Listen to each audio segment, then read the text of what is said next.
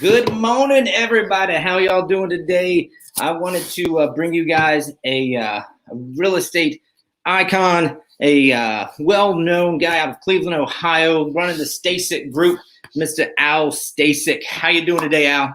What's up, Terry? How you doing, man? Thanks for having me aboard. Good morning to you. Yeah, good morning. Good morning.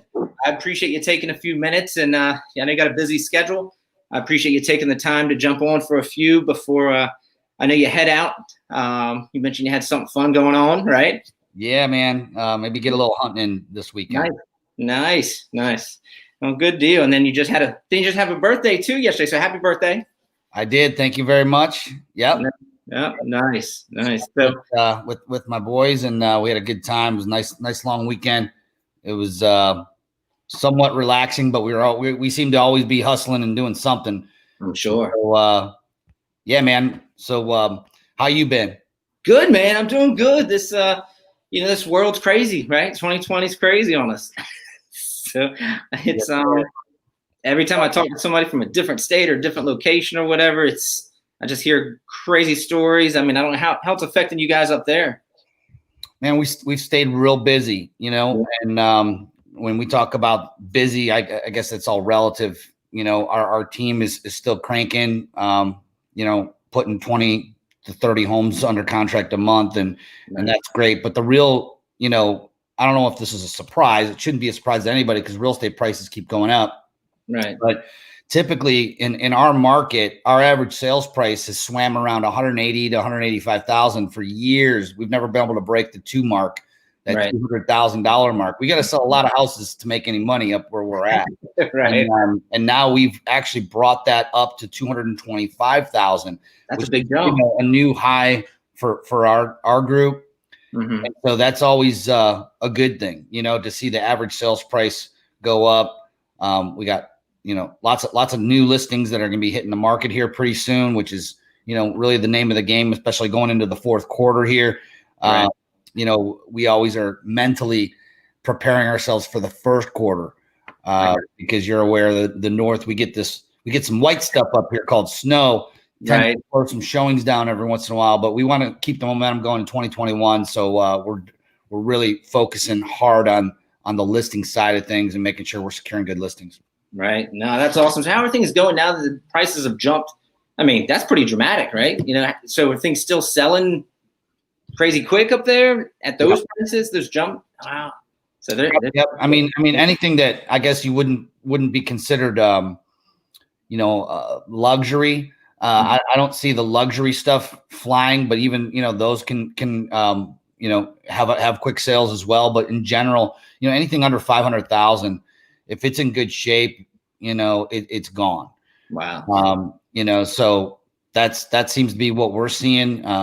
The rental property market is out the roof as well. We listed 3 multifamily units just over the last, let's say 60, 90 days. They all went into multiple offers, first day on the market, 6, 7 offers, well over asking price.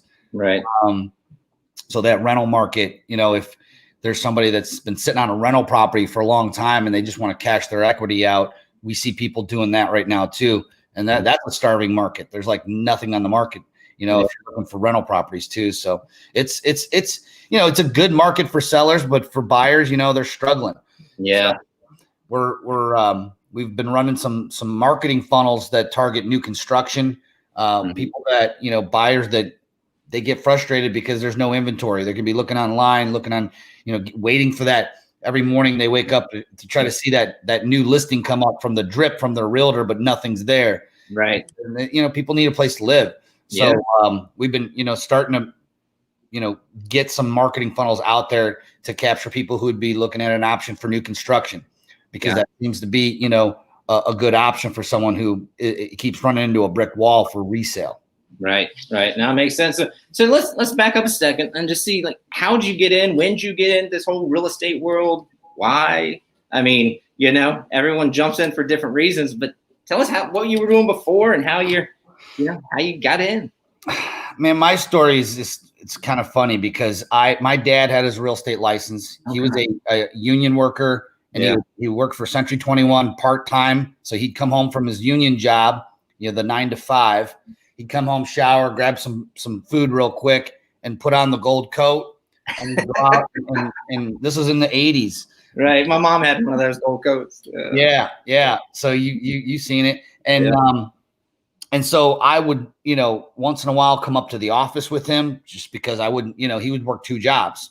And my mom sometimes worked 2 jobs as well, just so we could go on some vacations every once in a while. So like, just to hang out with him here and there, I'd come up, I'd like, hey, can I come up to the office with you? Or could I sit up next to you while you make cold calls? Because he would use the Haynes directory, and he would just cold call an entire street.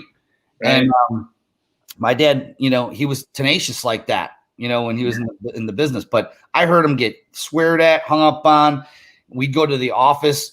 It was, real smoky, male dominated.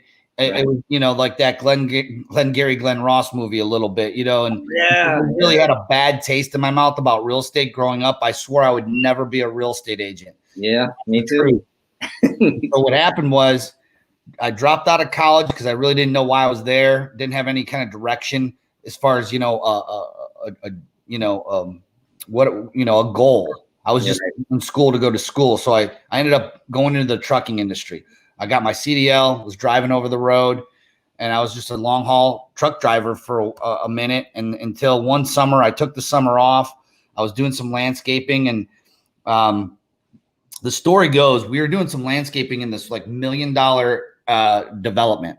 Okay. All, lots of doctors. One of our clients was a doctor, and I was literally in the front bed of the house picking weeds into a bucket.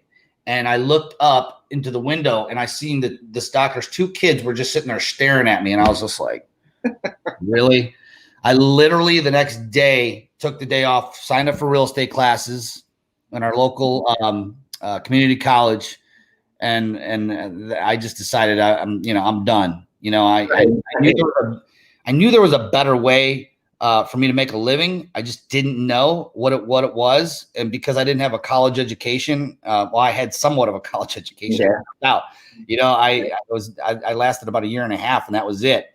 I specialized in bonging beers and foosball. I got real good at those 2 things. I'm pretty good.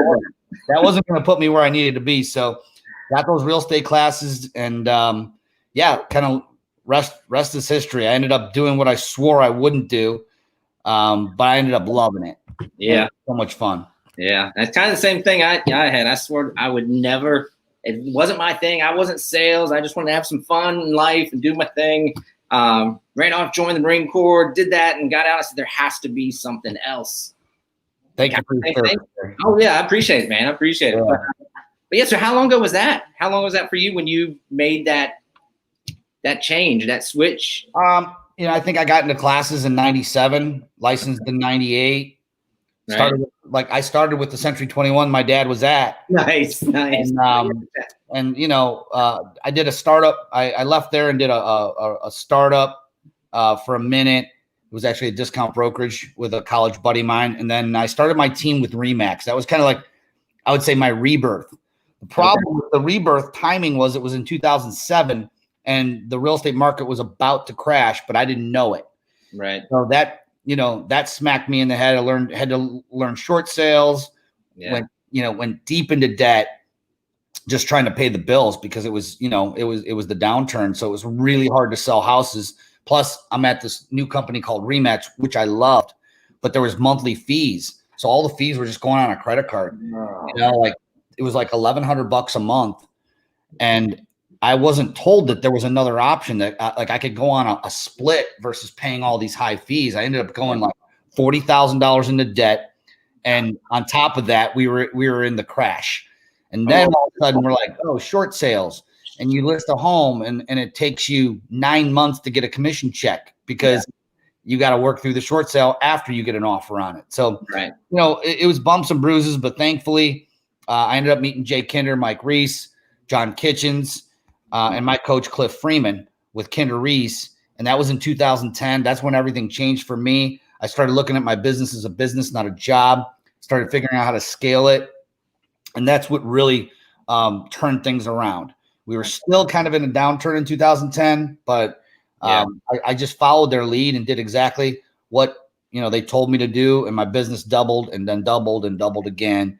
And then here we are. Huh.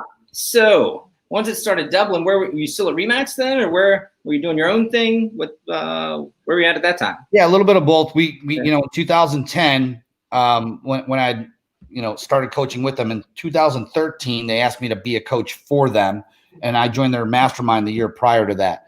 And what I did was I ended up taking my team from Remax, and I went in as an independent brokerage. Got it. Stasic Real Estate Experts in 13. We had a lot of fun opening that brokerage, and we doubled our business from when we were at Remax. But what we didn't do was we did not double our agent count.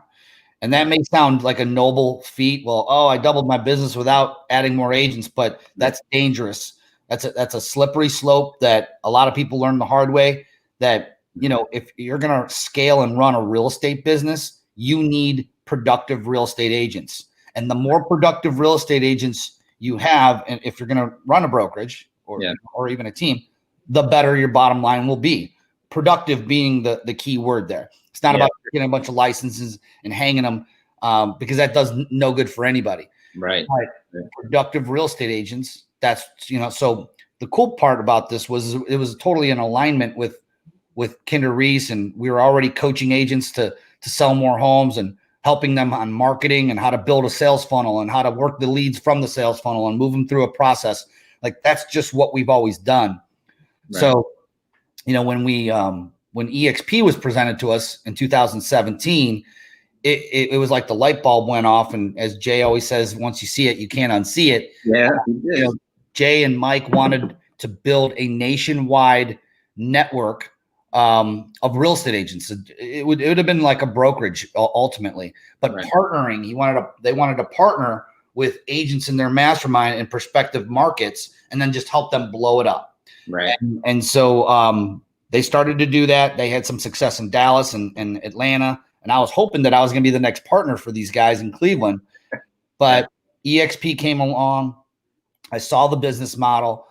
I took it to Mike and Jay and said, guys, I know you're doing this NAEA partner, but what if you were to take that idea of NAEA partner and let's build it upon this EXP platform. Right. It's bigger, stronger, it's publicly traded, they have revenue share, and it can be a lot less lift. And they looked at it, and we decided to partner on the deal, and away we went, and here we are. That's crazy. So how did that, because you were successful, they obviously were successful, and then you bring something to the table. It's like, hey, how about this company? How'd that work for you? Because you were the one that saw it first, right? Well, I think that it was presented to them several times before I did, right? But it was presented the wrong way. And what I mean by that is they're like, hey, I had an independent brokerage. Jay and Mike had an independent brokerage in Dallas. Right. And both were very successful and had productive agents at it. So none of us were looking. We were trying to do our own thing and start our own national network through NAEA. Well, the way it was presented to them was, well, why don't you move your brokerage into EXP? And they're like, absolutely not. Why would I do that? And that's how it was actually first presented to me too. I'm like, you're out of your mind. I just opened this brokerage 3 years ago. Why would I merge it into another company and pay fees? I'm paying fees to nobody. Right. So the first couple people, I feel bad at actually today. I'm sure they feel bad. I blew them off. Right. I blew them off. And then Cliff Freeman moved his independent brokerage in Dallas over, and finally got me to, he goes, look, just tell me that I'm crazy and that I made the wrong decision, and then we'll be done. But at least look at it. And finally I looked at the business model and never saw anything like it. And when I approached Jay, it wasn't like, hey, I think you guys should do this. I said, hey, look, I'm moving my brokerage over because I think that this is the best business model for real estate that I've ever seen. Mm-hmm. Talk me out of it. Tell me why I shouldn't, because I can't figure out. I spent 60 days trying to poke holes in this. Yeah. And figure out a reason, because it was scary. I'm like, sure, I just open this brokerage. Last thing I want to do is now shut the doors, move all my agents to another company that I've really barely ever heard of. Yeah, that's a crazy ass risk. It was. And at the time we only had 4,000 agents with the company. We were not in all 50 states even, and maybe one Canadian province. Yeah. And so, it was a different look.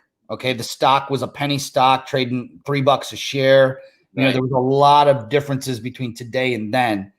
But you know, we ended up flying to Fort Lauderdale. We went to EXPCon. Jay, John, myself, Andrew Gaydosh. We met with Glenn Sanford. We met with Jason Gessing and the rest of the leadership team. And that's really kind of when we heard his vision, you know, of really where he wanted this to go. And this is early on with 4,000 agents. That was really the tipping point where, like, you know, you bet on the jockey, not the horse. Right. And I'll tell you this, you want to bet on, don't bet against Glenn Sanford. Don't bet against, you know, Jason Gessing and this leadership team, because they're wicked smart.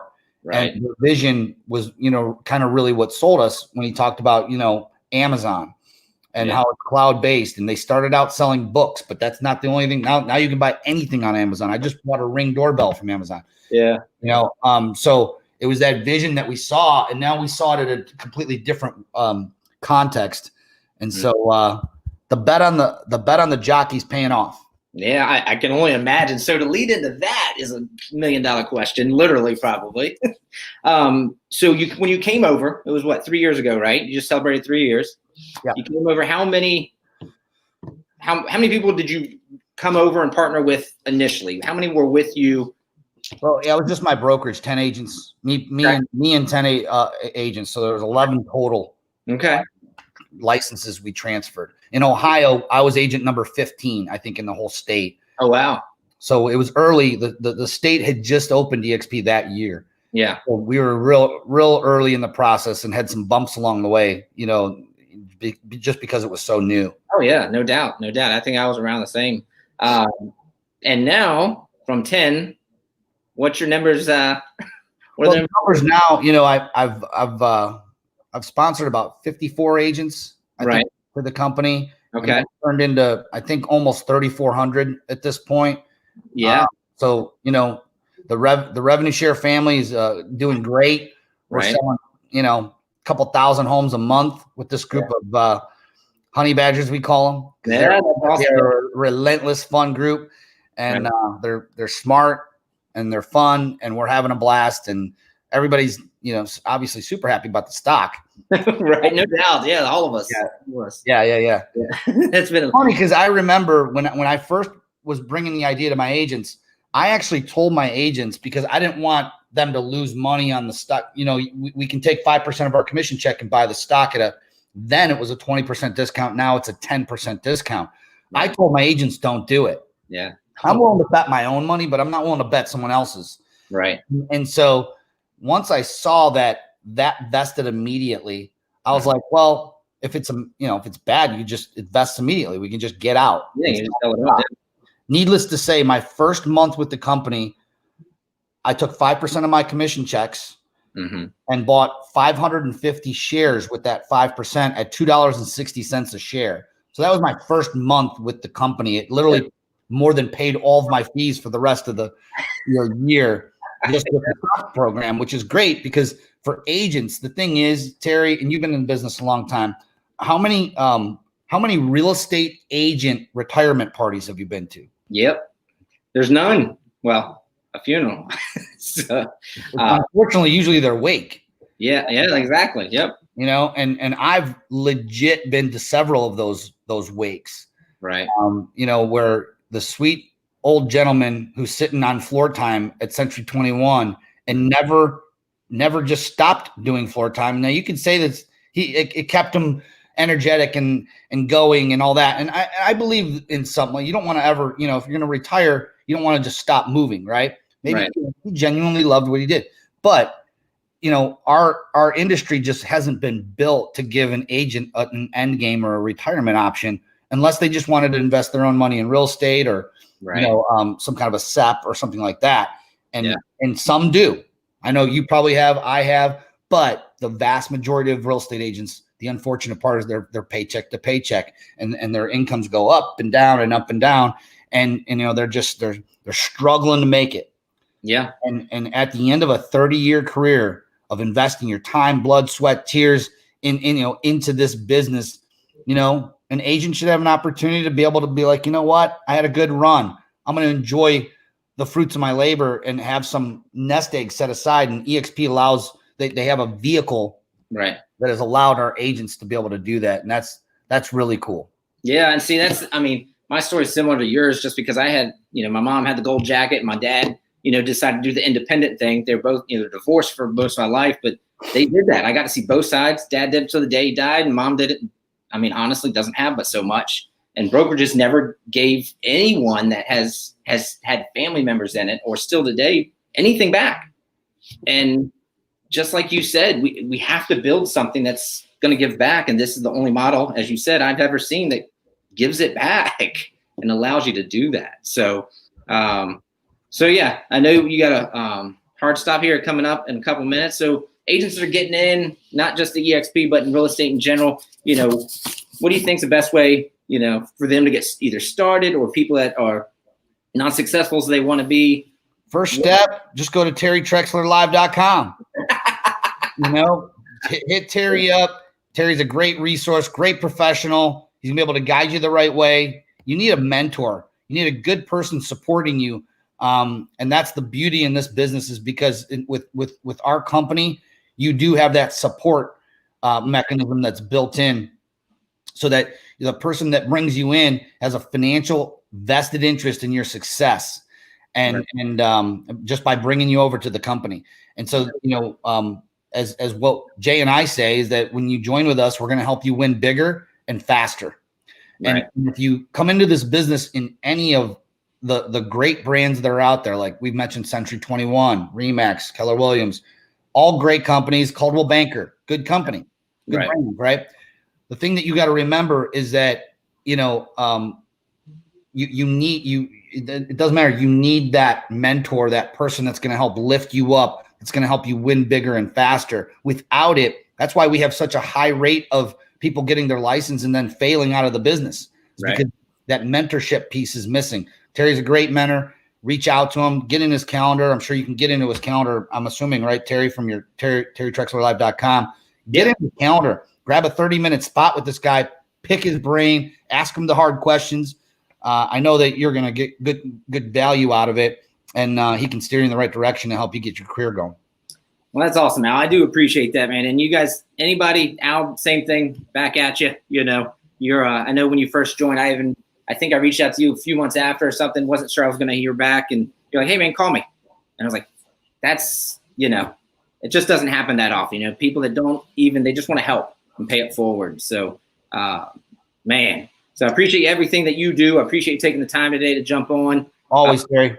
And if you guys need, of course, reach out to Al as well. And if you got anything going on around Cleveland, Ohio, that's where he's at. We can help you. Absolutely. Thanks, right. Terry. I appreciate it. You have a great rest of your day, brother. Take care. Enjoy your hunt.